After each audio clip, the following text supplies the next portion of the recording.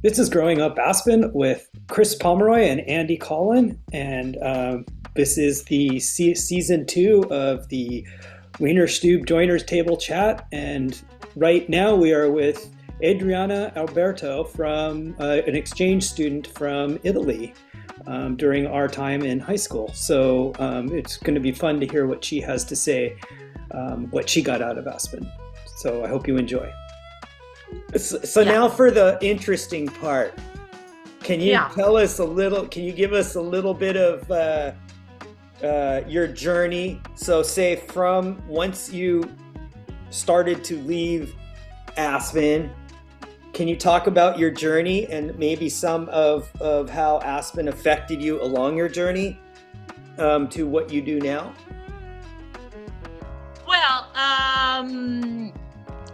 I've always loved languages, okay? Actually, it kind of came as on the side, okay? Let's say that when middle school was finished, everybody told me, go to science high school because, you're good at math, go do that. I didn't want to study boring stuff like Latin and Greek and things. And so I did choose to go and study languages.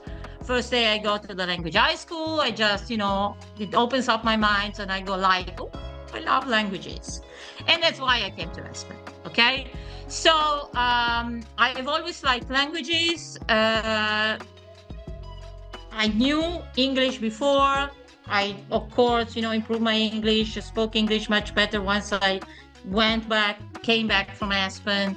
And I just kept studying languages. In my language high school, I studied English and French and German. German just very little. I didn't know it very well because it's a long story. But anyway, once I finished, once I finished high school, I was supposed to go to university. My mother died. Oh. My father was already dead. Again, long story there. Yeah. So I got to take care of the family business, which was pretty much real estate. Okay. Which kept me out of high school, didn't keep me out of languages, because to, supplement in place of what I couldn't do because I had to do something else. I kept studying languages, and I actually have degrees in other 2 languages, which are Russian and then Spanish. Wow. And I did get a good degree in German, one that I didn't know because it's a long story. Then of course now I speak German. So I believe that my interest for languages and the willingness to go on and speak them and use them and blah, blah, blah, and so on and so forth, just went on and on and on, starting before, but growing with my experience in Aspen. So I ended up being an translator and interpreter, which is what I've done for a long time. Wow. Oh, that's cool. Yeah. And that's what I'm doing. I like communicating. Yeah. Okay? Yeah. So that's it.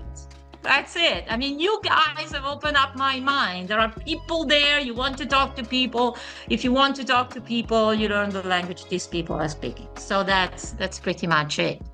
That's, it's funny you say that, because there's one event in Aspen that really exemplifies all that, and that was World Cup.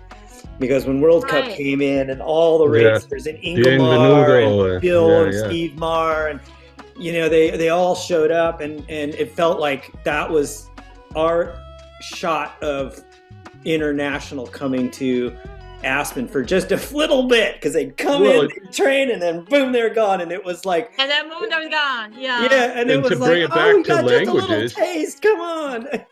And to bring it back to languages, it always reminds. I always remember the signs they had all over town. They all said welcome, and like 6 or 7 different languages. It was interesting. I think 84 was the year my mom might have been 86, 85, 86. But my mom designed all that stuff one year. her firm, her Terry Rose really? and my mom. Yeah, so it was kind of fun because you could see her stuff all over town, all the languages, all the stuff, everything. They did all that. It was cool. Yeah. Yeah. There's one of the stories I put in the book about the Zamboni in the parking garage. Yeah. All his stuff was stored at the basement of that parking garage, and you'd go back there and you'd see all those signs, bienvenuto, and the old Zamboni, which played a big part in that funny story. But anyway, right, Adriana, while I have no degrees in languages either, I've been studying them for a long time as well. We'll have to share some stories offline, and I'll embarrass myself with my lack of knowledge. So what would you say? What would you say with your translation? What would you say was one of your most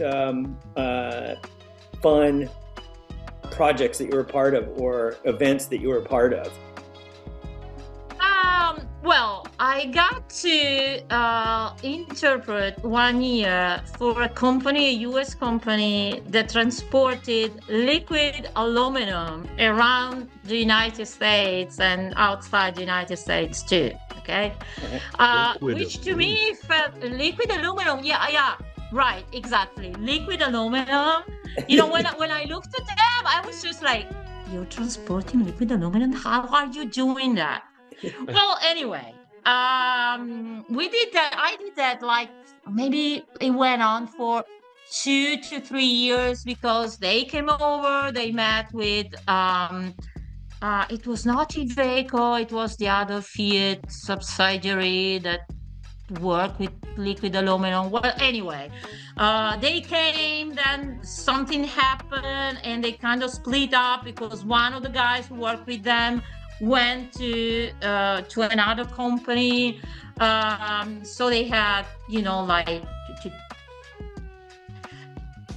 I could not work for one and work for the other. So at a certain point, this guy writes to me and said, "Listen, you cannot be my interpreter anymore, but if you have a friend, please, can you suggest somebody that I can work with?" So I asked my friend, I tell you who he is and blah, blah, blah, so on and so forth, where they come from. They're Texans. They were Texans. Tell her what it is that she has to do, and she tells me, "No, listen," she refuses. She says, "I'm not sure I can deal with them properly. Do tell me to choose somebody else." Okay? So that's what I answer. But the original company calls me, and I go to meet them. I knew them already, but I go to meet them with that in mind, because what my friend said was, "I don't think I will be able to understand them as they speak so fast and to reply with the same efficiency," and so on and so forth. So anyway, we had the meeting. But what we did was we generally met the day before, like the afternoon before, kind of talked what we would do the next day. And then the next day we would go to the Fiat subsidiary company here just outside of Turin, and then talk work. So the guy, we talk for a bit, and then at a certain point, everything's ready and I know my stuff. And so they invite me over for a beer. Yeah. Okay, so we sit down and they start talking to me and to each other, and the guy starts recollecting about how he was in the Air Force and what happened to him when he was in Italy one day, flying his plane, and he had vertigo and stuff. Well, anyway, the guy is Texan, and he talks without moving his lips. So he actually talks like that, and you don't really know what he's talking about, and it's hard to understand. So, I look at him, and I look at his mouth, which doesn't move. He's not like that, he knows to do it. And I think about my friend, and I realized that she was absolutely right. Yeah. And she would never, never gotten a single word of what he was saying. Yeah. So that was the funniest thing. That was really the funny thing, and I always tell them, tell it to people. It's really a story that you can tell people. Well, it's funny because I went to the deaf camp. I write about that in the book a little bit, and that was one of those things where there's a lot of interpretive things that you see, because they don't speak, they're deaf, and so you have to communicate in another way, and so you have to observe things, and they're looking at your lips, and that makes it's important.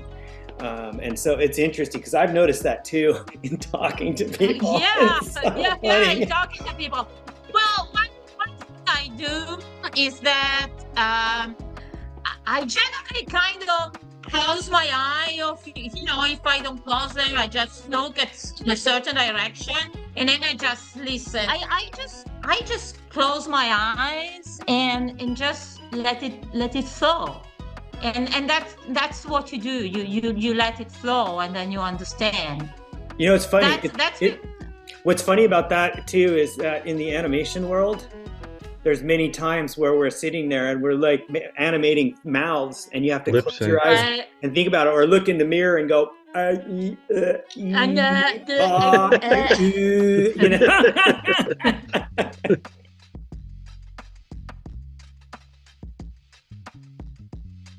Thanks for listening.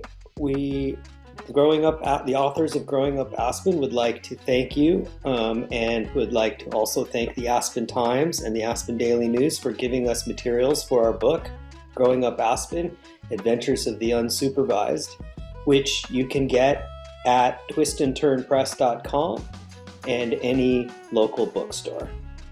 Thanks.